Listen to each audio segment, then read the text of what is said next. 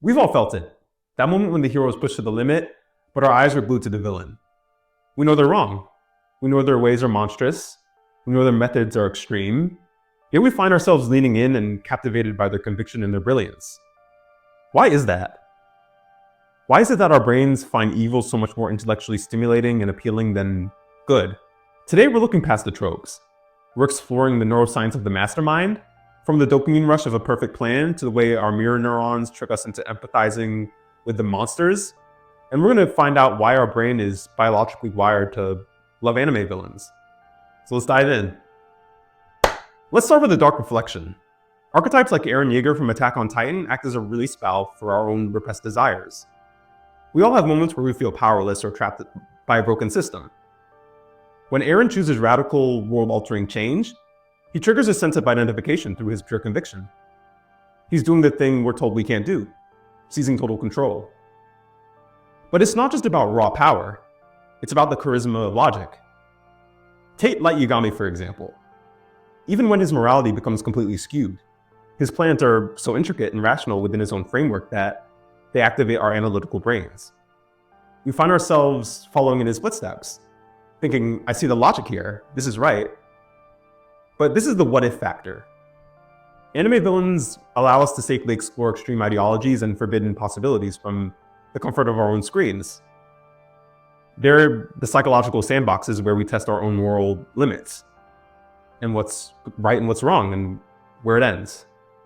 But have you ever felt a physical thrill when a villain reveals a plan that started 20 episodes ago? That's not just excitement, that's a dopamine hit. Just take how our brains react when we get a dopamine hit. We get cognitive dissonance and intrigue. There's an enjoyable mental struggle when a plan is undeniably brilliant, yet morally repugnant. Your brain is trying to reconcile that was genius with that was horrible.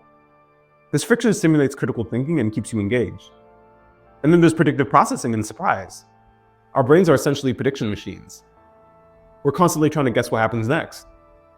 When a character like Aizen from Bleach unfolds a plan that's unexpected, but in hindsight, perfectly logical, our reward system lights up. It's the aha moment of the brain being outsmarted. And then immediately shown how it's being outsmarted, or was outsmarted. This is the mastermind's gaze. We get a vicarious thrill from observing a superior intellect at play. It engages our problem-solving circuits, making the viewing experience interactive on a neurological level. So why do we feel for someone who just leveled a city? The answer lies in mirror neurons. These are the brain's cells that fire both when we perform an action and when we see someone else perform it. When we see a villain like Pain in Naruto suffering through immense loss and injustice, our mirror neurons activate. We literally feel a ghost of their pain. This allows us to rationalize their actions. We think that if that happened to me, I would do the same.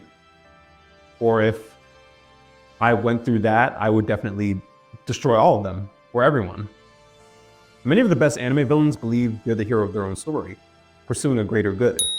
Because we all have idealistic tendencies. We can relate to their goal, even if we hate their method. They embody amplified human flaws: pride, greed, desire. It makes them relatable on a fundamental level. They aren't others, they're us, just pushed to the extreme. Traditional storytelling loves black and white, but our brains actually prefer the gray area.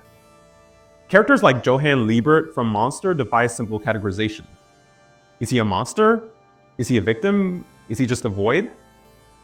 This lack of clarity forces our prefrontal cortex to work harder. We're trying to solve the character's morality.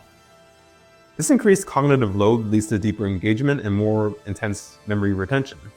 This leads to dark empathy, or the dark empathy phenomenon. Neuroscience suggests that our brains can derive satisfaction from understanding the motivations of characters whose actions we condemn.